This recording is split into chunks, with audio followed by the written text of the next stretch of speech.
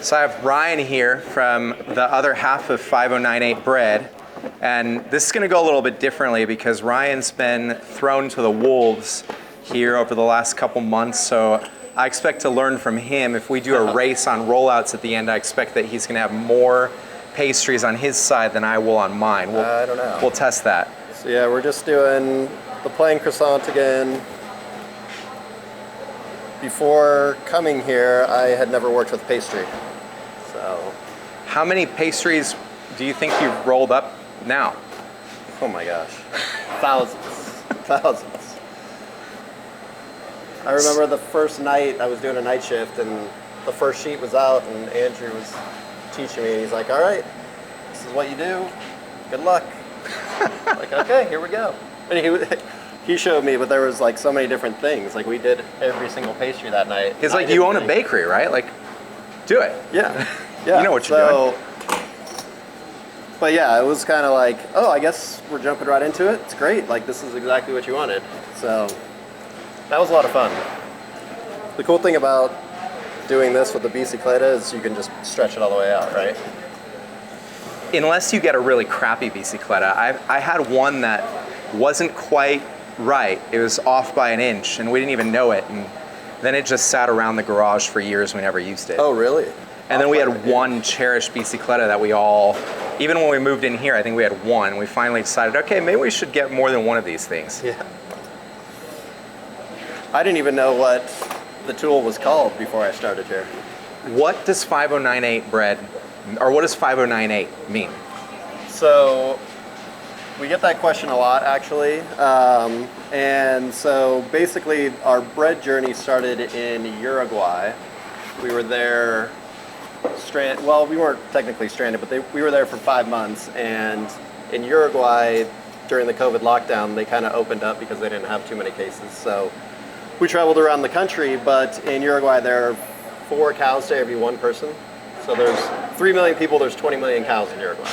Wow. So when you're in the countryside, you kind of befriend these cows. And Chris actually befriended one that had an ear tag of 5098. So that was kind of, we wanted to come up with a name for Uruguay to give a nod to the bread journey. So Uruguay and cows.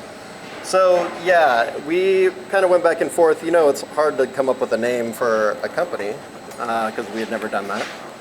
And we threw out so many different names for Uruguay and we couldn't come to an agreement. And we were just driving down the road one day and I threw out 5098 because we loved this cow so much and it was like our mascot for our trip.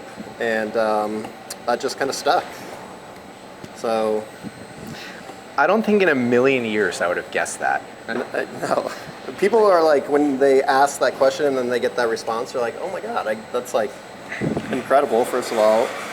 How did you guys find yourselves in Uruguay in the first place? Yeah, so we lived in the Bay Area for about 10 years and we both worked in the corporate world. I was in corporate energy, Chris was in retail. And we basically saved up for about 18 months to then travel the world for 18 months. Uruguay was our 3rd country, so we went to Mexico, Nicaragua, Uruguay, 3rd country, got locked down. We were there for 5 months, and just as a hobby, learned how to start baking bread.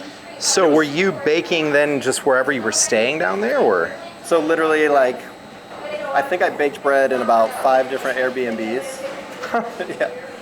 So yeah, baked bread in like 5 different Airbnbs, and basically it was like reading and then finding all this different kind of flour, random flour that I didn't know anything about flour anyway, right? This was all just a hobby. So Chris's cousin up in Canada, Christopher, actually started baking sourdough bread like a lot of different people in the pandemic, and since we had so much time on our hands, I decided to give it a go, and then it turned into this. And that was about when you guys had discovered our YouTube channel the first time? Yeah, actually, so in Uruguay, I was just reading books, just a hobby, and then we got back up to Canada to see Chris's family, and Christopher still is a big fan of yours and was learned a ton from sourdough, and the first video that we saw of yours was one about inclusions. Oh, yeah. That video, and I was like, first of all, look at how much dough you're working with. It was in that big giant bin. I was like, wow. You know, at that point I had done 2 loaves was the most ever, right? So, like seeing all those inclusions go into that bread, that was like fascinating. So that was kind of. Do you find it easier to work now that you did that and now you're working with larger volumes of dough? Do you find it at all easier to work with larger volumes of dough? I do actually. Same. No, I think what's actually hard is going back to small quantities of dough after working in the large formats that you do. Yeah. Like doing little, like when we'll have a little bit of extra dough, you know, you do the little coil fold and like two loaves worth, and it always makes me laugh. You guys have been back to Vegas a couple times, even during this trip for extended weekends to bake off for some previous commitments. What was it like going back and baking in your own environment, you know, like the day after working here?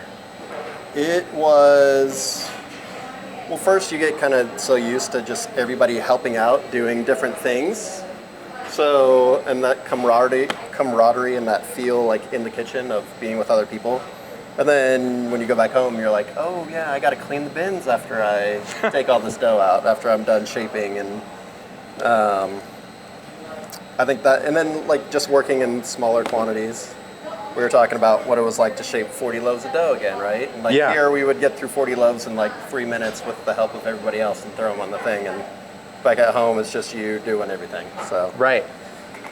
But I definitely, one of the big takeaways here has been like learning different shaping techniques, and the fact that I can work with like hundreds of loaves a day was like such a cool opportunity to really kind of change the way that I did things.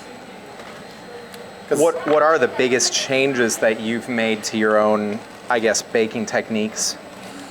I think kind of, you know, when you start out as a home baker, you carry a lot of the things that you did at the beginning with you. So like you learn about the importance of a bench rest, for example. And then that was just, okay, well, I'm making a lot more dough, but am I still supposed to bench rest all of this and then get to that? And that's coming here and, you know, talking about that with you guys and how you take it out of the dough divider and just shape it right there and remove that whole process was like, saves me 30 minutes at least every time I dump. So coming in here, were you baking more formulaically? Like, I guess I'm defining that by, I'm gonna do this for X amount of minutes, then I'm gonna do this for another X amount of minutes, I'm gonna let it rest for this amount of minutes, then I'm gonna do this amount of folding. Is that where you guys were at all? Because I know that's where I started. I for sure thought that I could control the variables and put it on a timeline. And then every time the bread didn't turn out, I would go, but I did the exact same thing as I did yesterday. Why did it not turn out today? And I think it took me months. I don't know how long it took you to like develop that kind of feel for like knowing your dough and when it was ready, right? Yeah, like several seasons of frustration. Like, you know, it's 20 or 30 degrees colder outside, meaning the tap water's colder, and I'm wondering why my bread didn't come out the way that it did a couple months ago. Yeah. So I don't know, like the whole first year was just a bunch of, it's just like kind of a joke, like not really knowing what I was doing and being frustrated with why things weren't coming out the same. What's your relationship with the dough now? I mean, you just kind of learn it so intimately that, I don't know, there's just like that feel. It's hard to even describe, right? Like I guess, you know, you have bulking bins or whatever, you probably kind of now just know what to look for, and it's not a matter of, do you watch a clock? Are you keeping timers yourself here? I don't, like, I used to have a multi-timer app on my phone and just like wait for one of 20 timers to go off, and I'd just like be a slave to timers. And now I kind of laugh at anybody that uses timers here because it's a lot to think about, like managing all the beeps, and it's a little bit more stressful, I would say. Yeah. No, I agree with that. I had like a whole Google spreadsheet that I put together that I could put in like 5 different processes, and then like it would create like a whole timeline of the whole day, and I would follow that to a T for all of them. But as you know, I was underproofing my dough a lot back in those days. That was actually something Chris brought up, that just like when you're marketing your content, and just being really focused on the exterior presentation, because that's what will sell in a photograph, like that's what will attract somebody. But it's kind of interesting because sometimes the exterior can be really pretty and it doesn't necessarily mean the inside is well fermented or evenly fermented. Yeah. So I know we've had a couple moments here too where you guys are like, oh, I'm not sure about that dough. And I think I'd mentioned in one of those moments, like on the inside, this bread might be some of the best bread we've made in the last month, even though on the outside, it's a little harder to work with, harder to get like a sharp ear. So many bakers are worried about the ear, and if you go through all of our videos, it's very rare that we even talk about bakers' ears. It's not that they don't have any value. They definitely do. But a focus on that will lean towards an under-fermented loaf. Like if you're trying to get a sharper and sharper ear, well, the sharpest ear you get is by scoring, something that's not quite fermented enough. And you'll get a really nice, beautiful, tall exterior, and the inside will still be very dense and not so great.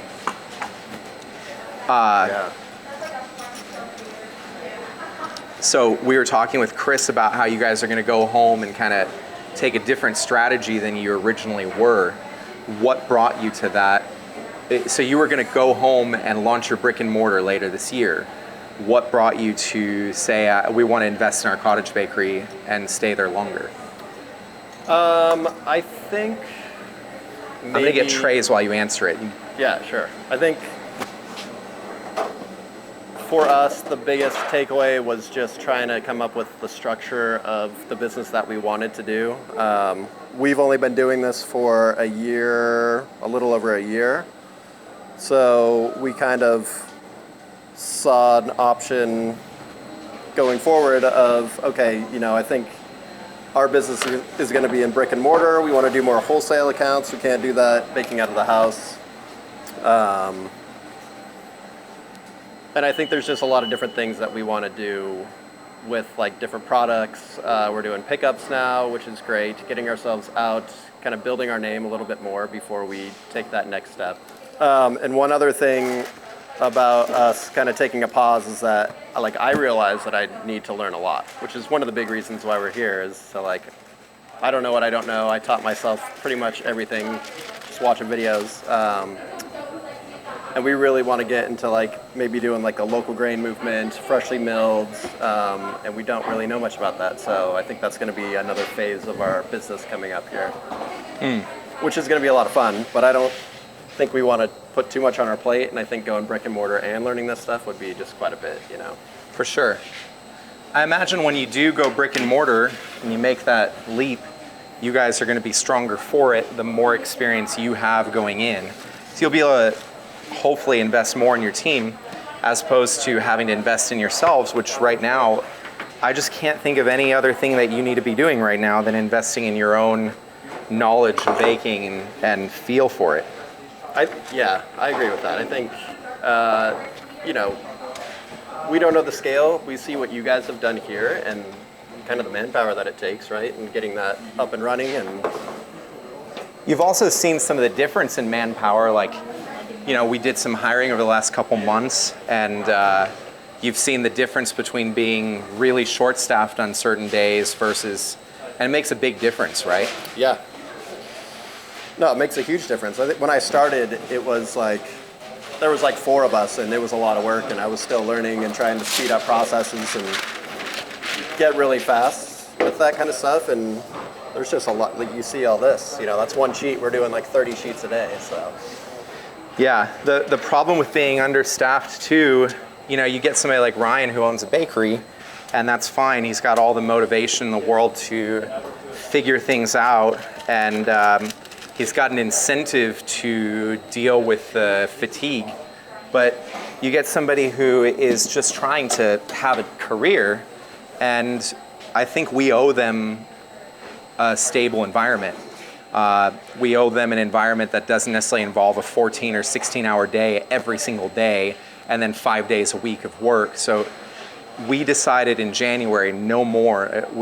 We actually now cut our work schedule to a 4-day work week because we can't seem to control the length of the day yet.